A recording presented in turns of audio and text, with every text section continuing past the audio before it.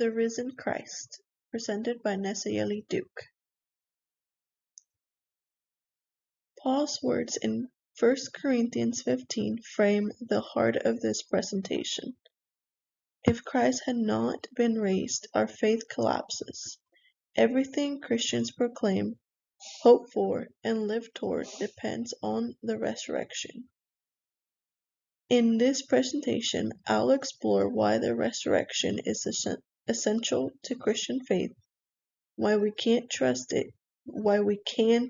it historically, and how the New Testament supports it, and why it matters personally in my own life and calling.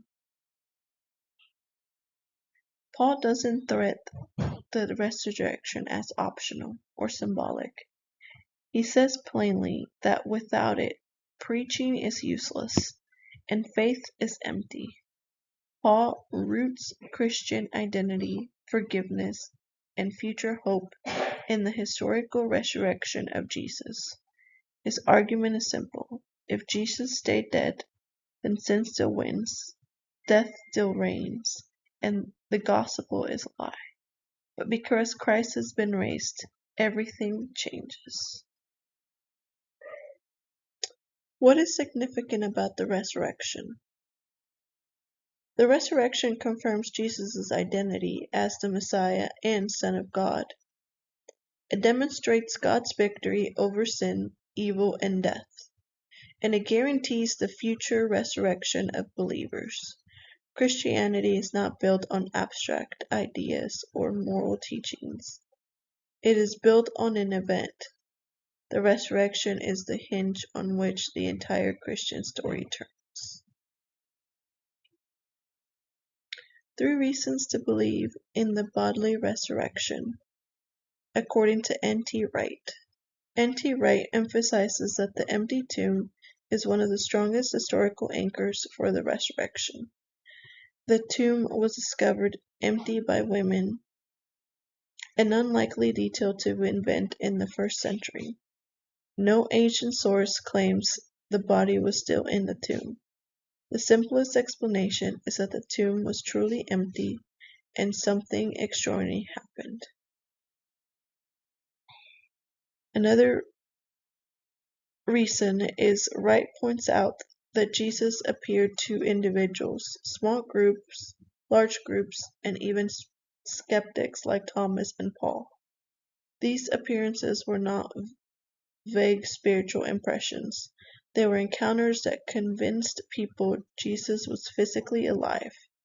Hallucinations could not explain group experiences or the radical transformation of the disciples. Reason number 3. Wright argues that the sudden rise of the Christian movement is historically unexplainable without the resurrection. 1st century Jews did not expect one person to rise in the middle of history. Yet thousands of Jews began proclaiming Jesus as the risen Lord. Something explosive launched this movement, and the resurrection is the only explanation that fits this evidence. New Testament support for the resurrections include the Gospels, presenting multiple independent accounts for the resurrection. Matthew describes the angelic announcement, Mark emphasizes the empty tomb, and Luke highlights the physicality of Jesus, eating, speaking, walking. John includes deeply personal encounters, like Thomas touching Jesus' wounds. Together, these accounts show a consistent picture of bodily resurrection. Pauline witnesses. Paul's letters are some of the earliest Christians' writings, and they contain strong resurrection testimony. In 1 Corinthians 15, Paul quotes an early creed that dates to within a few years of the crucifixion. In Romans 6, he connects the resurrection to the believer's new life. In Philippians 3, he expresses his desire to know the power of Christ's resurrection. Paul's witness is historically significant and theologically rich. Gary Habermas straightens the historical case for the resurrection by focusing on facts, accepted by nearly all scholars including skeptics. These include Jesus' death by crucifixion. The disciples believed that they saw the risen Christ, the conversions of Paul and James, and the early proclamation of the resurrection. Habermas argues that no natural explanation accounts for these facts. The bodily resurrection remains the best explanation. Why do these facts matter? Habermas argues that any explanation of the rise of Christianity must account for these facts. He evaluates alternative theories, like the theory of hallucinations, which is an alternative theory not explaining a group's appearances or an empty tomb. A stolen body theory. It does not explain the appearance or transformed disciples. Wrong tomb. Could be easily corrected by the authorities. And then spiritual resurrection.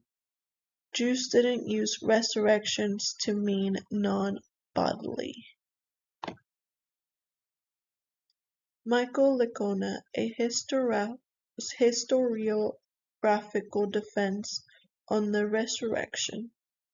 Michael Licona approaches the resurrection using professional historical method. He evaluates the New Testament documents the same way that historians evaluate any ancient text. Licona identifies bedrock facts and compares competing explanations after testing hallucination theories, conspiracy theories, and legendary development. He concludes that the bodily resurrection best fits the historical data. His work adds academic credibility to the resurrection claims. Why does the resurrection matter to me? The resurrection matters to me because the belief that God, who loves humanity so much, would willingly sacrifice himself to give us a chance to be cleansed of our sins is beyond words. This grounds me as a mother, a wife, and a humanitarian. It shapes how I want to live, love, and teach. He loves us so deep that he endured a slow, painful death. He endured humiliation and starvation, and he did not have to. His sacrifice inspires me every day to show compassion, forgiveness, and unwavering love to those around me, striving to reflect even a fraction of the grace he has shown all of us. Why the resurrection still matters today. The resurrection calls believers into a new way of living. Paul says we can walk in newness of life because Christ was raised. This means forgiveness, courage, and perseverance are not just ideals. They are resurrection realities. The resurrection empowers me to extend grace, to hope for change, and to create spaces of belonging and fairness. It reminds me that God is always bringing life out of what looks dead.